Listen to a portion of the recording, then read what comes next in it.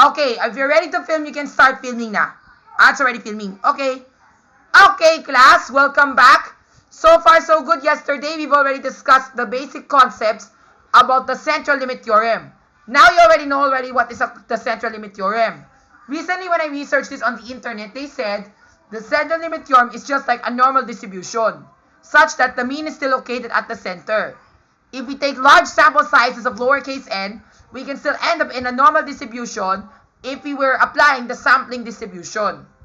Because when we do the sampling distribution, the random x bars, which we call the sample mean, may still be equivalent to our normal population mean. Somewhat getting there. And that is what you call the center limit theorem. Although it's not really the literal mean that we're looking for, but it's just a sample mean getting there. So yun talaga ang ibig sabihin. Okay? And so far so good, we've already worked on 5 problems in sampling distribution. Now we're gonna go to the next 3 problems in our sampling distribution. The problems may be a bit tough, pero let's work it together.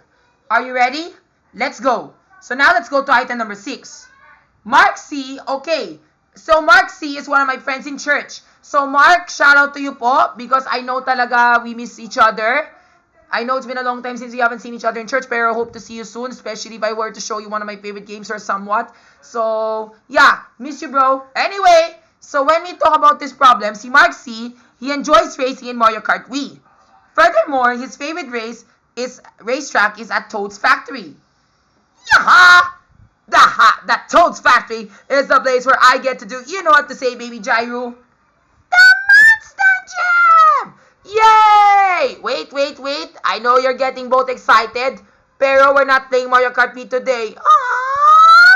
Okay lang yan, bro. Because just what I said, this is part of our stats and probs problem. Yeah! What's stats and probs? Stats and probs is a subject for senior high school students, and I'm one of the teachers who will teach you stats and probs. Now. Please stop putting your toys into the scene. If you're the teacher, teach us, not play with us. Have a boring day. Anyways, thank you, Knitnuts. So just what I said, if we play Mario Kart Wii, I know that's my trending video that you see every day. Yeah! There'll be another episode this coming Friday, so please stay tuned. Of course, sure na yun, Mario, may episode na naman tayo sa Biyernes. Talagang sa Biyernes, mayroon na naman tayo Mario Kart Wii Racing Convention. I'm so excited! Maybe I might be maybe be the controller. Yeah, I know, but wait lang, kasi nga we're busy here, okay? And I don't have any episodes for now. So for now, focus muna tayo. But anyway, the problem is all about Mario Kart Wii. So here is the problem. The mean time of completing the race at Toad's Factory is 2 minutes and 23 seconds. While the standard deviation is 8.6 seconds. Mark C is also asking 20 people to challenge him to a race to see if they can beat his time record, which is 2 minutes and 17 seconds. Okay, so here is the point of the problem. So the point of the problem or word problem is like this. See, Mark C, he loves playing Mario Kart Wii and he loves playing at the Toad's Factory. The mean time of completing the race is 2 minutes and 23 seconds. And the standard deviation is 8.6 seconds. With that, Mark C is also asking 20 people to challenge him to a race to see if they can beat his time record, which is 2 minutes and 17 seconds. First, let's draw the distribution to see what I mean. Okay, class, so therefore your normal distribution should look like this. Ito yung itsura ng normal distribution mo. So 2 minutes and 23 seconds is the mean. Pero it says there the standard deviation is 8.6 seconds. So kung 8.6 seconds, dapat this is supposed to be ano to. Pero take note, that's not the standard deviation. Kasi nga sabi ko dito, this is a sampling distribution. Kasi nga sabi ko dito, Mark is also asking 20 people to challenge him to a race to see if they can beat his time record, which is 2 minutes and 17 seconds. So in this entire population, Mark C will ask 20 people from the entire population to beat his time record. Diba remember meron silang ganon? Yeah! Correct! I just know that when I play time trials, I know sometimes that can be considered a ghost data. And some people can challenge him when you play BS race, something like that, to see if you're worthy enough to beat that record. Yeah! Yes, meron silang record na ganon in time trials and in BS race that you can do. So therefore, you can ask 20 people to challenge you. Let's say, for example, if you have online racing. Yeah! There's online racing if you just go to Nintendo WFC. If you go to Nintendo WFC, you can play with your other friends and contact with them on the Mario Kart channel and then ask them for a race into that specific area and then you can play with them. Yeah! That's right! So, yung mga ganon. So, this is the problem. So, Mark C is asking 20 people to challenge him to a race. And this is the new standard deviation. First, let's identify whatever is given. We know that the mean is 2 minutes and 23 seconds. The standard deviation is 8.6 seconds. Our n is 20. So therefore, what we do now, we need to find z. Kasi nga, the first question is, find the probability that a player can beat Mark's record. But Mark's record is 2 minutes and 17 seconds. But we can't plot that into the distribution yet because we do not know what is the value of the standard deviation. But however, thanks to the z formula, we know that the standard deviation is this. Diba? Remember, the formula goes like this. X minus the mu, divided by the standard deviation, all divided by the square root of n. Tama? So therefore, this is what we're gonna do first. The standard deviation of 8.6 is divided by the square root of 20. So we rewrite that as z. Diba? This is supposed to be, 2 minutes and 17 seconds. But first, we need to convert that into seconds. Remember the time limit, diba? 1 minute is worth 60 seconds. Diba? Pero 2 minutes is 120 seconds. So 120 seconds must be added together. So therefore, for this matter, this will be, diba, 2 minutes is 120. So 120 plus 23, edi 143. So this will be 143 seconds. And then this one here will be, we do not know yet. Because we still need to convert our standard deviation first. So our standard deviation is 8.6, diba? From a normal population. Then we simply take the square root of 20. Tama? So this will be our standard deviation. Now let's go to Microsoft Excel and ask for the formula. So ito yung kailangan ko gagawin. Dito sa Excel, tinype ko to yung formula na to. First, I type there SQRT so that it can give me the square root of that valid number. And what is the square root of 20? The answer is 4.47213595. That is just in approximate value. Pero what you call this, ano yun? That is up to infinitesimals. And then this one, what I did here was the standard deviation from the population divided by the square root of n. Yung A221 that you see here, yung naka-highlight sa blue, that is your standard deviation. Tama? That is the square root of 20. And when we divide that from our population standard deviation, what is our new standard deviation? Our new standard deviation now is 1.92301 something. So that 1.92 is our new standard deviation. So therefore, this is going to be almost approximately 2 seconds. So this one is 144.92. And then this one is 145.86, tama ba? And then 146.78. Tama? Let's see if I'm correct. So, di ba remember, nag-standardize tayo. So, let's standardize this one. So, di ba remember, we have 1 times the z-score of 1.92. Let's type it first. So, here we have 1 times the z-score times the standard deviation. Then, added by mu, which is 143, tama ba? 143. Yun, we should get this answer. And that's the answer, 144.92. If the z-score were 2, therefore that's gotta be 146.84.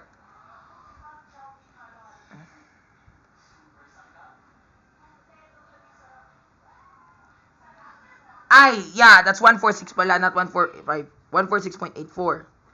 Then the third one, kaya that's why it's better pa talaga you ask Microsoft Excel. So if that were 3, this will become 148. 148.76. Yan, di ba? That's on the right side. Now, if we are going to do negative naman, let's say if this were negative. So if this were negative, that's 137.23. If this were negative 2, this will become 139.15. If this were negative 1, 141.07. That would be our sampling distribution. Alright? So now that's how we formulate the sampling distribution of the sample mean, as you can see here. Ito na yung sampling distribution namin. Now, this is the question. Sige, let's double check muna. So, diba remember this one, if we were to get 0, this would become this one, diba, 143. And then this one, 143, plus this one, tama, that's for the standard deviation of 1, 144.92. Then plus this one again, that's for the second standard deviation, 146.84. Then this one plus another this guy, 148.76. Then, if you're going to subtract, yun nga, you still get the same answer, di ba?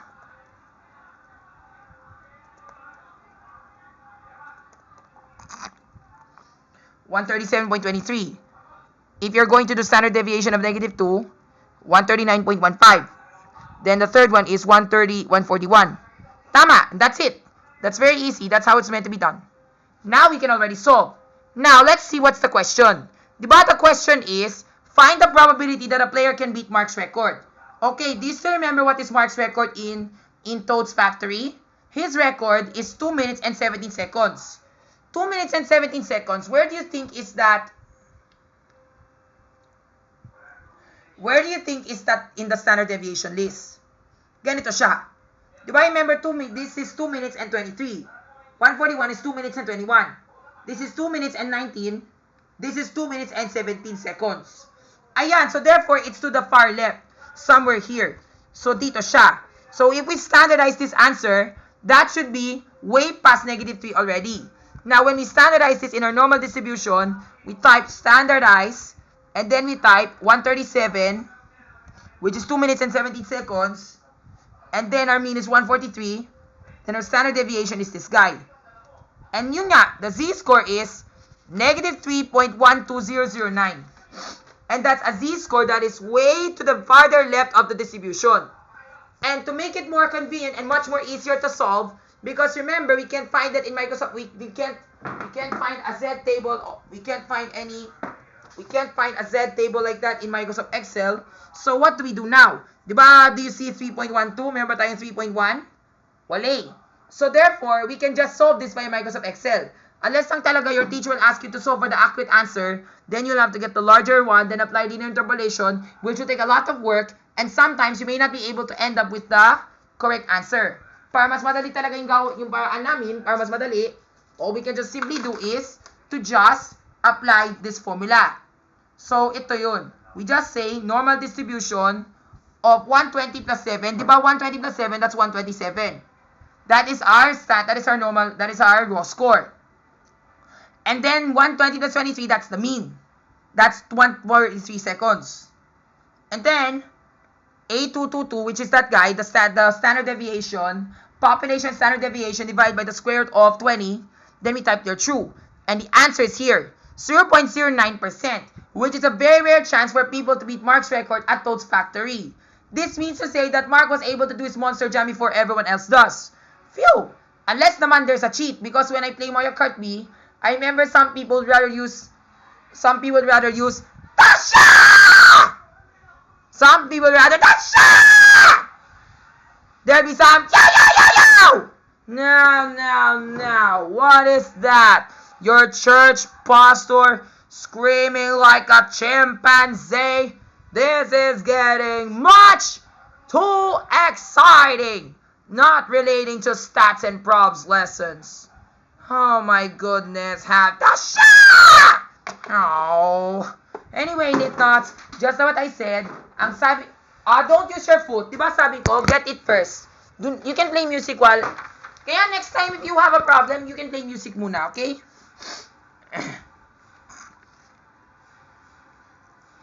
So yan, so this is the problem, diba? So now we already have, 1 minute and 37 seconds. 137 seconds, which is 2 minutes and 17 seconds. And it's very, very far away from the mean. Unless you can beat the staff ghost record or use Funky Kong with cheats. I think that's what Funky Kong's trying to tell me. Is that right? Tasha! No. Please stop that screaming excitement. It's giving me a headache. Anyway, so yun. Next, let's go to the next number. Letter B. Find the probability that a challenger can get a time record that is not later than 2 minutes and 28 seconds. Okay, ito talaga yung mas madali. Remember what did I tell you before? Find the probability that a challenger can get a time record that is not later. Ibig sabihin, when we say not later, what does that mean? Now. Not later, that means earlier. Let's say, for example, not later, if you should be here, not later than 5 minutes. It means you should be here on the 1st minute, the 2nd minute, the 3rd minute, 4th, and if it's already the 5th, it can't be done until exceeds. That's what it meant. Thank you very much and have a boring lecture. Thank you. Thank you, Mr. Knitnots. Anyway, so that's exactly what we're trying to tell you. Ibig sabihin, mas maaga. Now, going back to our normal distribution here. Where do you think is our 2 minutes and 28 seconds? Do you think it can be found anywhere in the graph? Meron. And that's at the 148, di ba? Dito siya sa 148. Pero it should be in between the z-score of 2 to 3. But all I can say is it's in here. Malapit sa 3. And then we shade the entire distribution just like that because it asks for everything that is before ano yun. That is before that ano yun. That 2 minutes and 28 seconds. So how do we do that? First, we need to standardize our 2 minutes and 28 seconds onto our formula. And when we do that, we're supposed to get this formula. Type ko na rin sa Microsoft Excel para hindi kayo mahirapan. Okay? So, standardize 2 minutes and 28 seconds, that's 148, diba? And tama, that's supposed to be 2.60 something. 2.60 something, which is somewhere right over here. Tama? And now, let's look at the z-table to find the matching probability of 2.60. 2.6, yes. And that's 49.53. So, that's the answer. 49.53%. 49.53%. Pero teka, wait a minute. That's not the answer. Because that 49.53% pertains to the answer from the mean up to this area where it stops. But it asks for not later. Ibig sabihin, kasama pa yung negative. Up to the negative infinity, up to here. So we need to add by 50, and we should get 99.53%. Now let's check with Microsoft Excel if we get that answer right. Did we get that one right? 0.9953. If you convert that to percent, yes, that's correct. 99.53%. That is the right answer. To show you what I did in Microsoft Excel, ang ginawa ko ay 148, 143, and then the standard deviation of 1.92, and I typed there true, and that's the answer. Easy peasy. Next, letter C. If a challenger were to beat the expert staff ghost data and time trials, find the probability for it to happen. As far as I can remember, I don't remember what is the expert staff ghost data in time trials, but all I can say is the fastest time was 2 minutes and 11 seconds, if I remember correctly. I'm not so sure. I have to check the internet for that information. Please wait. Okay, so I tried to search the internet. I can't remember exactly what the expert staff is. Pero let's just assume na lang the answer. Ganito kasi yun nangyari. Ang ginawa ko sa letter C ay 125. So what does 125 mean? Ibig sabihin 2 minutes and 5 seconds. So therefore, according to my approximation and estimation, the expert staff ghost data of Toad's Factory is 125 seconds. So if a person were to beat that, you will have to type their normal distribution of 125, 143, and the same standard deviation, and then true, and that's the answer that you will get. 3.97 EE something something something. If I were to convert it into decimal, this is gonna be 3.96 blah blah blah up to the E minus raised to the negative 19. And if that were so, this is gonna take forever to write the decimal. And even though that were so, that's a very small probability chance for it to happen. Even in you know, when you play your Mario Kart in VS Race. Tasha! Unless you are to use the cheat, like the random bullet power, Tasha! Yeah, those crazy hacks, but we don't need the hacks. Now, those hacks. Oh, yan. I saw it. It's right here. The staff ghost is right here. Ito yun. The expert staff ghost data is here. Ito yun, oh. Let's watch the video. It's right here, oh. It's on YouTube. Pero let's watch it later.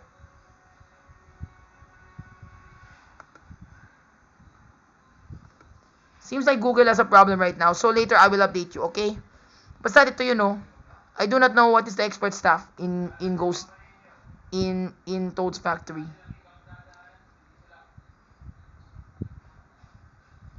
Yeah, I think it's like that. Sige, next question na tayo. Never mind if you can't find the expert staff. Just go to the next question. Yes po.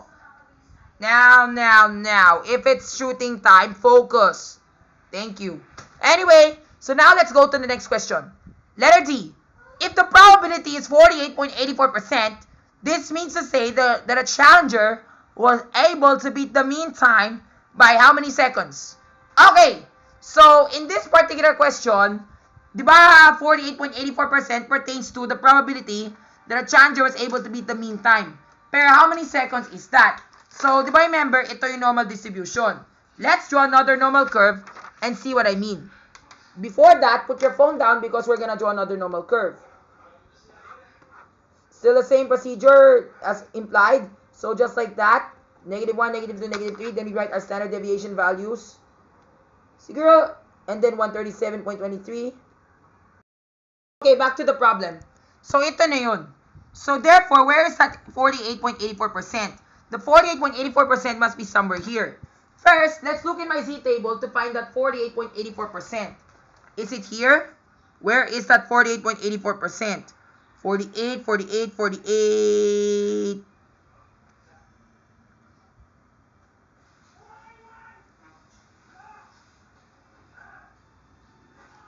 Nope. Yan. Dito, 48.84%. So it's at 2.27. Diba? If you read the Z table, that's 2.2.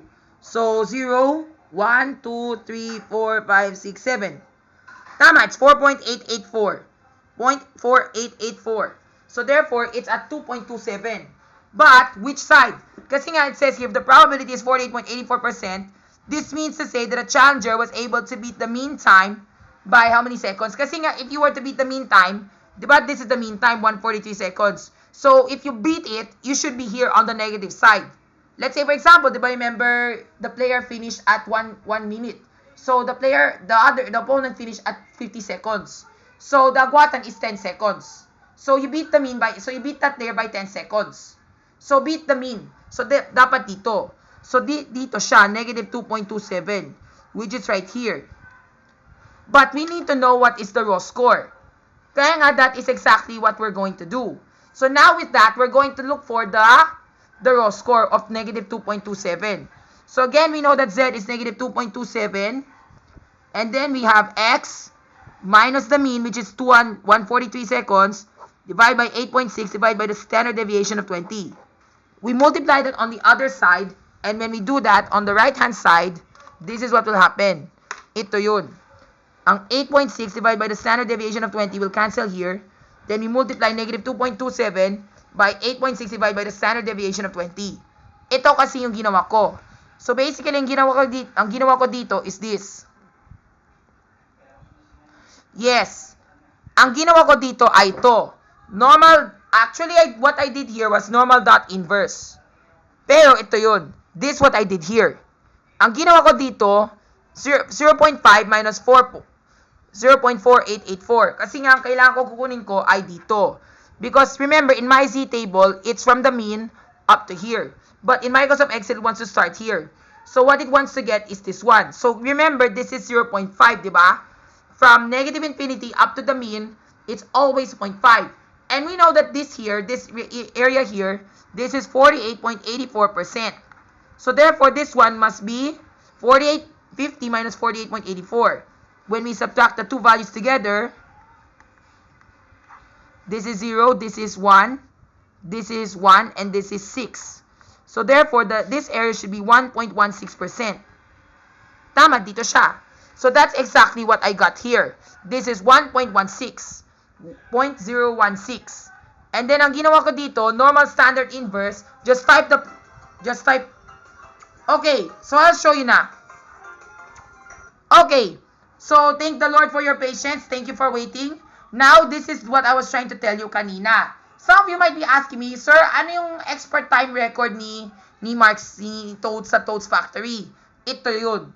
It's 2 minutes and 5 seconds. Pero, there's also a millisecond, 2 minutes, 5.593, which is like, parang, it's like 5.94. So, if I were to do this accurately, this will be a hard one to find out. But this is exactly what the expert staff looks like. Now, going back to the next problem. So, just what I said sa letter D, the probability is 48.84%. So, it's right here, di ba? Dito natatakbuhan yung 48.84%. Dito natatakbuhan ang 1.16%. So, if you are to type this via Excel, the probability that you should get is right here. Tama? And we want to know exactly what is the z-score of this area. So, if we type the z-score, ganito siya. So, ang ginawa ko dito ay ganito. Di ba, remember, ang ginawa ko dito sa blue cell na to, this is supposed to be 0.0116. Because ang ginawa ko dito, 0.5 minus 0.4484484. Because we want to get this one, 0.5 minus the probability of this one. So that we can get the remnant area that you see right over here. Tama? And the answer that we get is 0.116. And then ang ginawa ko dito, I did normal standard inverse because it returns it gives us the z-score of a given probability. Like for example, diba, the probability is 1.16. So therefore, we convert that to decimal, and then we type the inverse, its standard inverse, so that it can give us the corresponding z-score. And when I look via the z-table, we know that it's supposed to be 2.27 in a negative version. When we type enter, did we get that? Yes. The correct answer is negative 2.270124998. Although in my z-table, that's just a rounded version of the z-score. So that is the z-score, negative 2.270. Now, we need to convert that into a raw score. So how do we convert that into a raw score? Easy peasy. It's just like what I told you kanina. We need to multiply that z-score by the standard deviation, which is divided by the square root of n, and then we add that with the mu to get the raw score. Just like that. So ito yung ginawa ko dito. Pero this one, I did normal inverse of 0.016. That's why you have 0.05 minus 0.04884 to give us 0.0116. And then, and that which is the probability, so that it can give you the raw score. Then 143, and then the standard deviation is 1.92 seconds. And when we type enter, therefore, tama, it should be here, in between 137.23 and 139.15, which is 138.63. So therefore, we know that 138 must be in between negative 3 and negative 2. So tama, it makes a match. Dito siya. So that is the raw score of the negative 2.27 z-score for a corresponding probability of 48.84% beaten from the mean. But if you are to do this in the normal way, let's see if you still get the same answer of 138.64. Ito yun.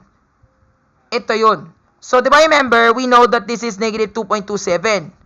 Multiply that by our mean, which is 140, our standard deviation. What's the standard deviation? Dito siya. Then, we add it with our mean, which is 143. Tama, we should get 138.634. It's a match. So, yun. Pero, we're still not yet done. Because, remember, if that were the raw score that we got kanina, what I was looking for is the agwatan. Diba? I ask you here, that means to say that the challenger was able to beat the mean time by how many seconds? Diba? We got the raw score kanina. So, we know that X is 138 seconds. 138, what's that z-score again? 138.634 seconds.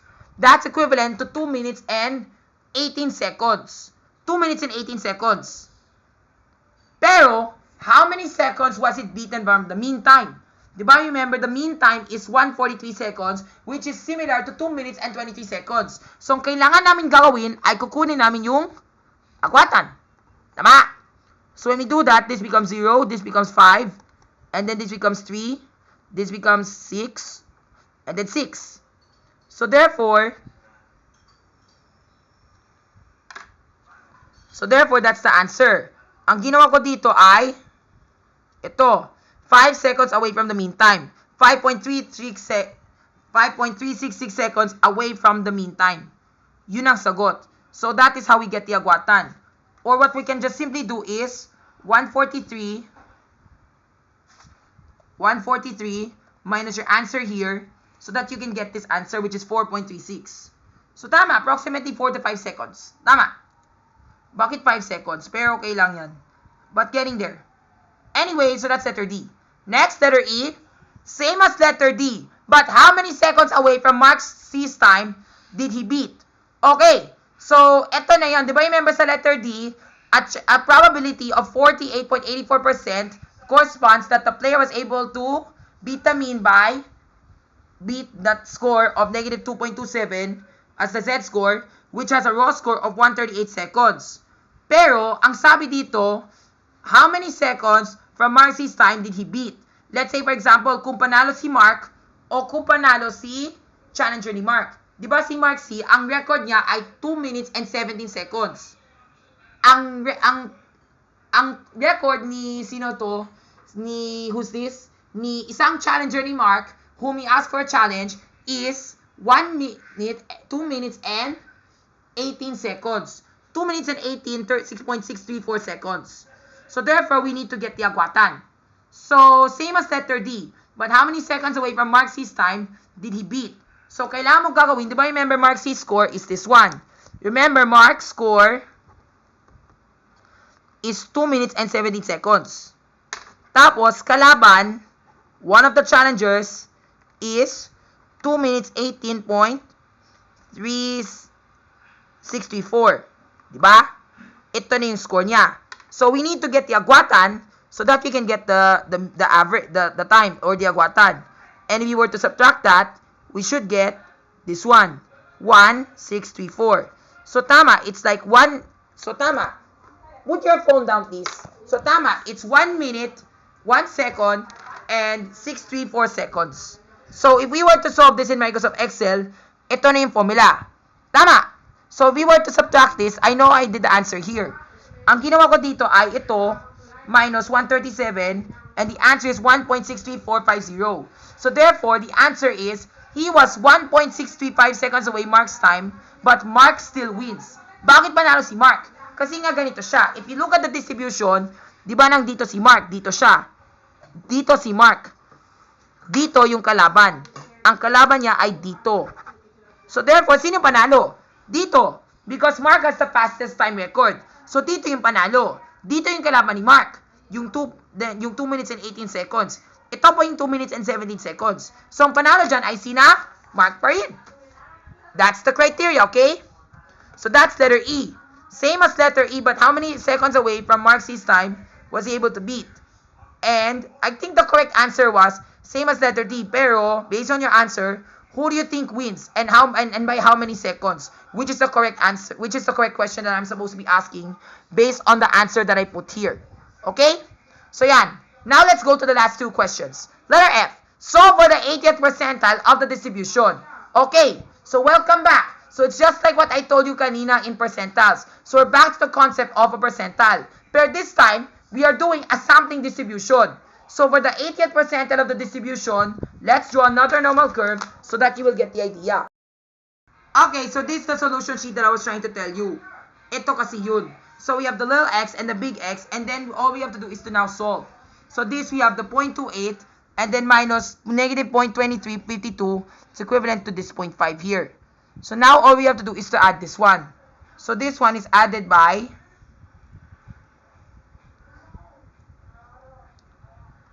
0.2352.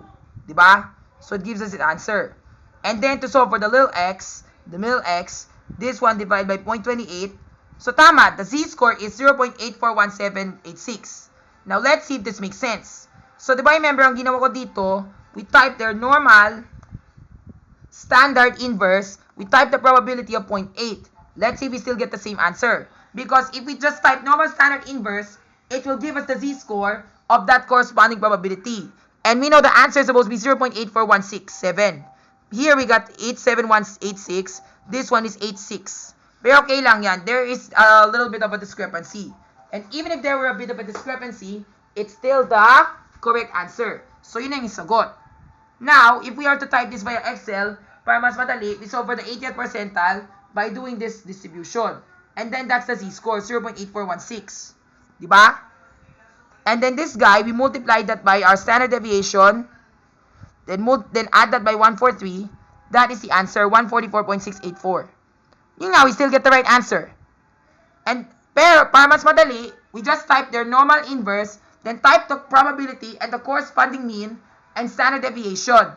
Diba the mean is 143 and the standard deviation is 1.92301. And then when we get the answer is 144.61. If we were to standardize this, we standardize this number to see if we get the same answer.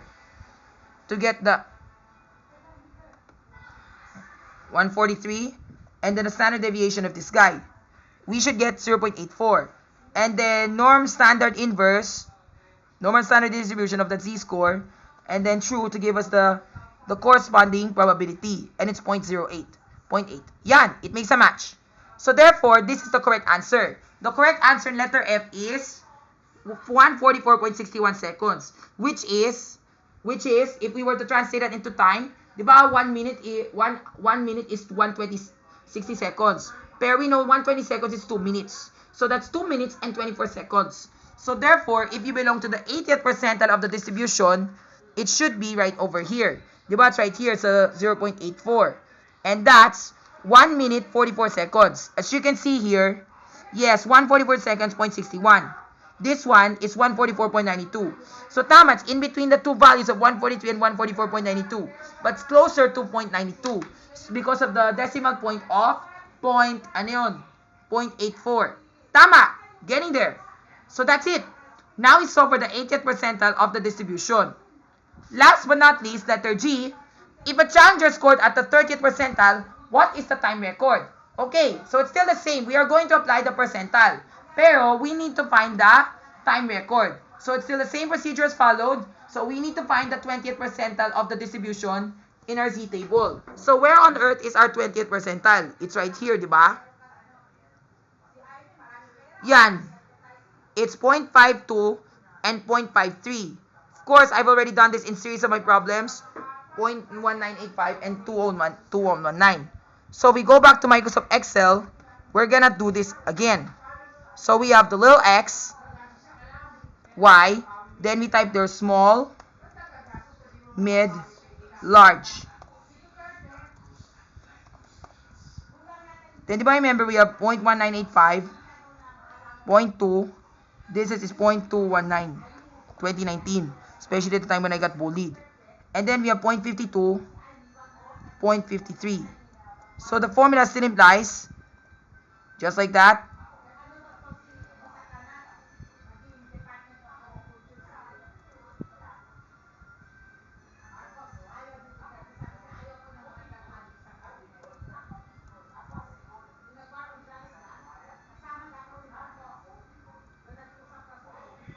Big Y minus a little y, and this one big X minus a little x, diba? And then here, the big Y, little y minus this one, and then we have X minus 0.52, diba? Then we have 0.01, and then we multiply this together, therefore this is still 0.001, then this one is multiplied by negative 52, negative 0.52, and this one will give us this answer. And then this one is 0.0015. Tama? And then this one is being added by 0.0052. We should get this answer. And then we divide the answer by 0.01. And that's the wrong answer. I don't think that's really the right answer at all. Kasi po dapat, it's supposed to be, I think I get it. Wait lang muna. Okay, so back to the problem. That's supposed to be the correct answer dapat. So 0.34, and that's supposed to be 0.197. Then we multiply them together, then we add, and then we divide. So tama, the z-score is 0.5244177.5. Yun. And that's the z-score of the middle. So when I type this here, ito yun. Tama. So that's the z-score. So the z-score,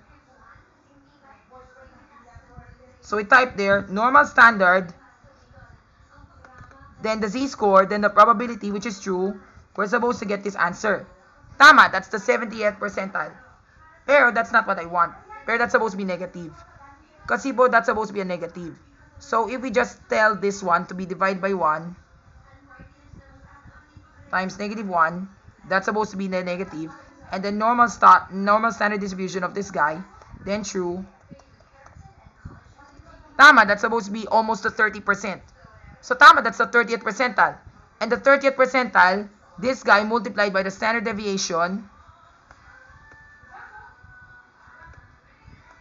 plus 143. Tama, we should get 141.9915. Tama, it's still the same, which is somewhat similar to 2 minutes and 22 seconds.